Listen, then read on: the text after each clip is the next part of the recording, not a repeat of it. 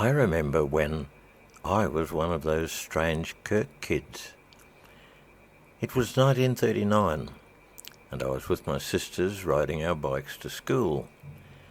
Mum told Dad that she heard a lady say, "Those Kirk children are strange. The eldest girl rides along singing, the next girl whistles, and the boy talks to himself." It's all true. In fact, I still do talk to myself, and I'm not at all surprised that a couple of cats actually answer. Those first 2 years were magic, and learning spelling and tables to be heard the next day was a great challenge. Tamarind and Chinese apples were plentiful as well, and Burdekin plums too, so we were well catered for gastronomically. Life was carefree and exciting, and although war clouds were gathering, there was no hint of concern that I could detect.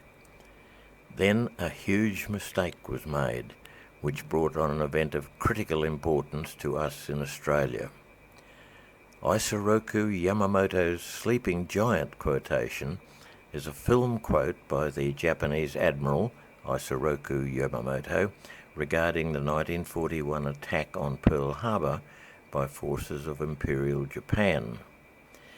The quotation is portrayed at the very end of the 1970 film Tora, Tora, Tora as, "I fear all we have done is to awaken a sleeping giant and fill him with a terrible resolve." Although the producers of the film claim to have found the quote in Yamamoto's writings, there is no printed evidence to prove that Yamamoto actually made this statement.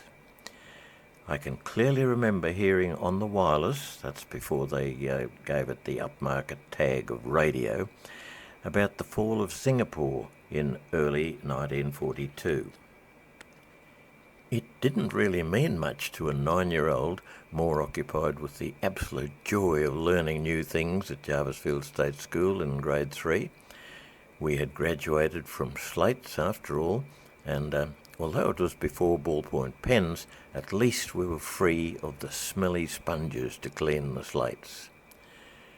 But I didn't realise until much later that there was absolutely no atmosphere of worry or panic or impending doom. The Japs are coming. Although Mum and Dad must have been extremely concerned, especially as Darwin was heavily bombed soon after, though detail of this was very heavily censored, and Dad had been in France in the First World War, so he knew what it was all about, and his elder brother Gilbert had been killed at Villers-Bretonneux in 1917. In spite of this, a simple life went on. We kids knew nothing of the horror that uncles and fathers endured outside the bubble we call Australia. Then Townsville was bombed, so we dug slit trenches in our backyards and practiced hopping into them, until it rained, of course. But this led to another great fun activity.